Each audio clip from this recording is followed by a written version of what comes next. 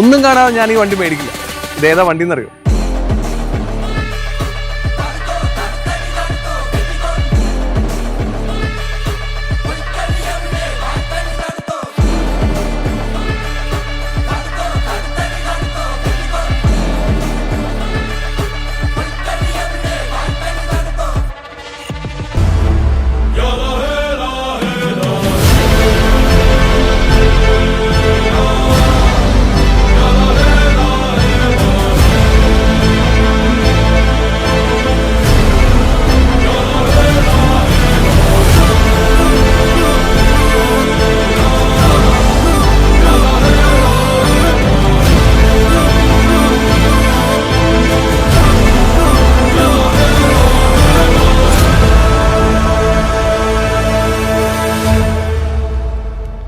റോഷൻ വണ്ടി എടുക്കണമെന്ന് വെച്ച് കഴിഞ്ഞാൽ വളരെ സന്തോഷമായിട്ടുള്ള ഒരു കാര്യമാണ്.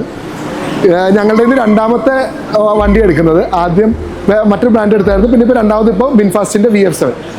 റോഷൻ കാഴ്ച എടുക്കുമ്പം അത് ഞങ്ങൾക്ക് വളരെ ഒരു മൊറാൽ ബൂസ്റ്റർ തരുന്നു. എന്ന് വെച്ച് കഴിഞ്ഞാൽ പുള്ളിയെല്ലാം പഠിച്ചിട്ടാണല്ലോ വണ്ടി എടുക്കുന്നത്.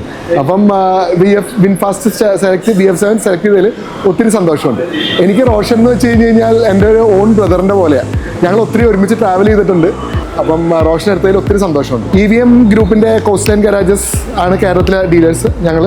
ഞങ്ങൾക്കിപ്പോൾ കൊച്ചിയും തിരുവനന്തപുരം ഷോറൂംസ് ഉണ്ട്. ഇനിയിപ്പോൾ ഫ്യൂച്ചറിൽ പുതിയ 3 ഷോറൂംസും കൂടി വരുന്നുണ്ട്. ഈ പുതിയ സ്ഥലങ്ങളിൽ ഇട്ടിട്ട് കസ്റ്റമർ എക്സ്പീരിയൻസ് എൻഹാൻസ് ചെയ്യുക, കൂടുതൽ ടച്ച് പോയിന്റ്സ് വരിക, സർവീസ് വരിക, അതൊക്കെ അതുകൊണ്ട് ഞങ്ങൾ എക്സ്പാൻഡ് ചെയ്യുന്നുണ്ട് തൃശ്ശൂർക്കും കോട്ടയത്തിനും കൊല്ലത്തിനും. കുറച്ച് മാസങ്ങളായിട്ട് ഒരു EV വാഹനം എടുക്കുന്നതിനെ കുറിച്ചുള്ള ഒരു ആലോചനയിലായിരുന്നു. നമ്മുടെ മാർക്കറ്റിൽ ഇപ്പം ഒരുപാട് കമ്പനികളുടെ EV വെഹിക്കിൾസ് ഉണ്ട്. അപ്പോൾ ഓട്ടോമാറ്റിക്കലി നമ്മളൊരു കൺഫ്യൂസ്ഡ് ആയിരുന്നു ഏത് വാഹനം എടുക്കണം എന്നുള്ളത്. അപ്പോൾ എൻ്റെ ഒരു ഉറ്റ സുഹൃത്താണ് റോഷൻ. അപ്പോൾ റോഷൻ ഈ ഫീൽഡുമായിട്ട് ബന്ധപ്പെട്ട് നിൽക്കുന്ന ഒരാളായതുകൊണ്ട് റോഷനോട് ഞാൻ ഇതിനെക്കുറിച്ചൊരു അഭിപ്രായം ചോദിക്കുകയും, അപ്പോൾ റോഷനാണ് വിൻഫാസ്റ്റ് എന്ന പുതിയൊരു ബ്രാൻഡിനെ കുറിച്ച് എനിക്ക് ഇൻട്രൊഡ്യൂസ് ചെയ്യുകയും, അത് വെച്ചിട്ട് ഞാൻ ഇവിടെ ഷോറൂം വന്ന് സന്ദർശിക്കുകയും അവരൊരു ടെസ്റ്റ് ഡ്രൈവ് എടുക്കുകയും ചെയ്തു. ടെസ്റ്റ് ഡ്രൈവിൽ തന്നെ എനിക്ക് ഫസ്റ്റ് ടെസ്റ്റ് ഡ്രൈവ് തന്നെ എനിക്ക് വാഹനം വളരെയധികം ഇഷ്ടപ്പെട്ടു. റോഷനും എൻകറേജ് ചെയ്തു, നല്ല വണ്ടിയാണ്, പുതിയ ബ്രാൻഡാണ്, ധൈര്യമായിട്ട് എടുക്കാം. പിന്നെ വണ്ടിയുടെ ഒരു ബിൽഡ് ക്വാളിറ്റി, പെർഫോമൻസ് എല്ലാം കൊണ്ടും മറ്റുള്ള വണ്ടിയിൽ നിന്ന് എനിക്ക് ഭയങ്കര വ്യത്യസ്തമായിട്ട് തോന്നി. പിന്നെ ഇവിടെ ഷോറൂമിലായിരുന്നെങ്കിലും അവരുടെ ട്രീറ്റ്മെൻ്റ് എല്ലാം വളരെ നന്നായിരുന്നു. എന്തുകൊണ്ടും നല്ലൊരു ഓപ്ഷനായിട്ട് എനിക്ക് തോന്നി. പിന്നെ റോഷനും വണ്ടി ഒരെണ്ണം ബുക്ക് ചെയ്തു.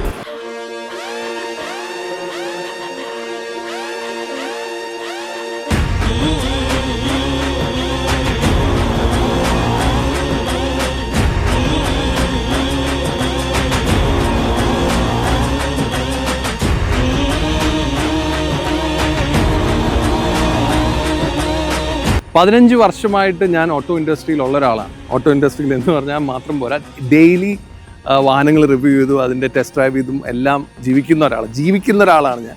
അപ്പോൾ ഞാനൊരു സ്വന്തമായിട്ടൊരു വാഹനം മേടിക്കുമ്പോൾ ഡെഫിനറ്റ്ലി ഞാൻ അതിനെപ്പറ്റി ഇൻഡെപ്ത് ആയിട്ട് അറിഞ്ഞ് എന്താണ് അതൊന്നും മനസ്സിലാക്കാതെ എന്താണെങ്കിലും ഞാൻ ഇൻവെസ്റ്റ് ചെയ്യില്ല. അങ്ങനെ ഒരു ഇൻവെസ്റ്റ്മെൻറ്റാണ് നിങ്ങളുടെ കൂടെ ഇപ്പം, അല്ലെങ്കിൽ എൻ്റെ കൂടെ ഇപ്പോൾ ഉള്ളത് നിങ്ങളോടൊപ്പം VF7, വിൻഫാസ്റ്റ് VF7. ഈ വാഹനം ഞാൻ മേടിക്കുന്നതിന് ഒരു മെയിൻ റീസൺ, പല ആളുകളും ചോദിച്ചു എന്തിനാണ് VF7. അപ്പം ഞാൻ പറഞ്ഞത് VF7 എന്താണെന്ന് അറിയുന്നതിന് മുമ്പ് വിൻഫാസ്റ്റ് എന്താണെന്ന് ഞാൻ അറിഞ്ഞ വ്യക്തിയാണ്. കാരണം ഇറ്റ്സ് എ വിയറ്റ്നാം ബ്രാൻഡ്. വിയറ്റ്നാമിൽ പോയി അവരുടെ ഹോൾ സെറ്റപ്പ് കണ്ട് എന്താണ് വിൻഫാസ്റ്റ്, അല്ലെങ്കിൽ ഈ വിൻഫാസ്റ്റ് എന്ന് പറയുന്ന വാഹനം കൊണ്ടുവന്ന ഗ്രൂപ്പ് എന്താണ്, വിൻ ഗ്രൂപ്പ് എന്താണെന്നൊക്കെ അറിഞ്ഞപ്പോഴാണ് ഞാൻ ആക്ച്വലി ഇതിലേക്ക് കുറച്ചും കൂടെ എനിക്കൊരു വിശ്വാസം വന്നത്. കാരണം 5 വർഷമായിട്ട് ഇലക്ട്രിക് കാർസ് വിൻഫാസ്റ്റ് അല്ലെങ്കിൽ വിൻ ഗ്രൂപ്പ് ഇറക്കുന്നുണ്ട്. 5 വർഷമായിട്ട് VF7ഉം VF5ഉം VF6ഉം ഒക്കെ ആ വിയറ്റ്നാമിലെ റോഡുകളിലുണ്ട്.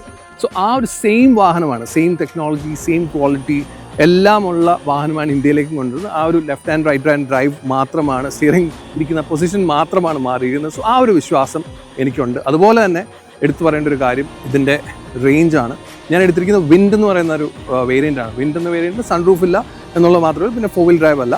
ഇത് രണ്ടും എനിക്ക് വേണ്ട, അതുകൊണ്ട് തന്നെ വിൻഡാണ് എടുത്തത്. വിൻഡ് എടുത്തപ്പോൾ എനിക്കിതിനകത്ത് 70 കിലോവാട്ടിൻ്റെ ബാറ്ററി പാക്കാണ് വരുന്നത്. അപ്പം ആ ഒരു ബാറ്ററി പാക്കിൽ എനിക്ക് 500 കിലോമീറ്ററിന് മുകളിൽ റേഞ്ച് കിട്ടുന്നുണ്ട് എന്നുള്ള കാര്യം ഞാൻ ഫസ്റ്റ് ഡേ ഉപയോഗിച്ചത്, ഞാൻ ആ രീതിയിലാണ് ഉപയോഗിച്ചത്. പിന്നെ ഇത് എൻ്റെ ഫസ്റ്റ് ഇലക്ട്രിക് ഒന്നുമല്ല, ഞാൻ ഇലക്ട്രിക് കഴിഞ്ഞൊരു 3.5 വർഷമായിട്ട് ഞാൻ ഉപയോഗിക്കുന്നുണ്ട്. അപ്പം ഞാൻ ഇലക്ട്രിക്കിനെ പറ്റി ശരിക്കും അറിഞ്ഞ്, ഞാൻ എൻ്റെ ഫസ്റ്റ് ഇലക്ട്രിക് കാറിൽ ഞാൻ 0 ബാറ്ററി ചാർജ് ഉള്ള വരെയൊക്കെ ഞാൻ ഡ്രൈവ് ചെയ്തിട്ടുണ്ട്. ഒരുപാട് പരീക്ഷണങ്ങൾ ഞാൻ അതിൽ പരീക്ഷണം. അപ്പോൾ ഇലക്ട്രിക് കാറുമായിട്ട് എനിക്കൊരു കണക്ഷൻ ഉണ്ട്. I love driving the electric car. ഒരുപാട് പേര് പറയും ഞാൻ പെട്രോൾ ഹെഡ് അല്ല, അല്ലെങ്കിൽ എനിക്ക് സൗണ്ട് വേണമെന്നൊക്കെ പറഞ്ഞാലും there is a fun factor to electric car. അപ്പോൾ അതും ഡെഫിനറ്റ്ലി ഉണ്ട്. ഞാൻ ഇത് എടുത്തത് എറണാകുളത്തെ മെയിൻ ഒരു ഡീലർഷിപ്പിൽ തന്നെ ഒരുപാട് വർഷത്തെ അവർക്കൊരു എക്സ്പീരിയൻസ് ഉണ്ട്. സോ എല്ലാം കൂടി വന്നപ്പം there's a trust which I have with them. അതുപോലെ തന്നെ എടുത്തു പറയേണ്ട ഒരു കാര്യം 2029 വരെ ഇതിനകത്ത് അല്ലെങ്കിൽ വിൻഫാസ്റ്റിൽ ചാർജ് ചെയ്യണമെങ്കിൽ 0 കോസ്റ്റാണ്. വിൻഫാസ്റ്റിൻ്റെ ചാർജേഴ്സ് ഉണ്ട്, ചാർജിങ് സ്റ്റേഷൻസ് ഉണ്ട്. അവർ ടൈപ്പുള്ള ചാർജിങ് സ്റ്റേഷൻ ഇപ്പോൾ ഞാൻ കോതമംഗലത്താണ്. കോതമംഗലത്ത് തന്നെ ഏകദേശം 3-4 ചാർജിങ് സ്റ്റേഷൻസ് വിൻഫാസ്റ്റിൻ്റെ ടൈപ്പിലുണ്ട്. അവിടെ 2029 വരെ, അതായത് ഇനി 3 വർഷത്തോളം എനിക്കിതിനകത്ത് ചാർജ് ചെയ്യുന്നതിന് 0 കോസ്റ്റാണ്. 0 കോസ്റ്റ്, വേറെ ചിലവൊന്നുമില്ല. It's a good car to drive. ഞാൻ പറഞ്ഞ പോലെ റേഞ്ച് ഉണ്ട്, ഡ്രൈവബിലിറ്റി, ഒരു ഡ്രൈവിങ്ങിനെ ഇഷ്ടപ്പെടുന്ന ആളുകൾക്ക് കുറച്ചുകൂടെ ഒരു സ്റ്റിഫ് സൈഡാണ്, കുറച്ചുകൂടെ പെർഫോമൻസ് ഉണ്ട്. ഇതെല്ലാം കൂടി വരുമ്പോൾ I am completely happy with VinFast VF7. അപ്പോൾ ഞാൻ ഡെലിവറി എടുത്ത് ഒരു ദിവസമൊക്കെ ആയിട്ടുള്ളൂ. എൻ്റെ യാത്ര ഇവിടെ തീരുന്നില്ല. സ്വന്തമായിട്ട് എനിക്ക് ഇനി ഒരുപാട് പരീക്ഷണങ്ങൾ എനിക്ക് VF7 ആയിട്ട് ചെയ്യാനുണ്ട്. എൻ്റെ യാത്രകൾ പലതും ഇനി വിൻഫാസ്റ്റ് VF7നോടൊപ്പം നിങ്ങൾക്ക് വേണ്ടി ഉണ്ടാവും. With my baby.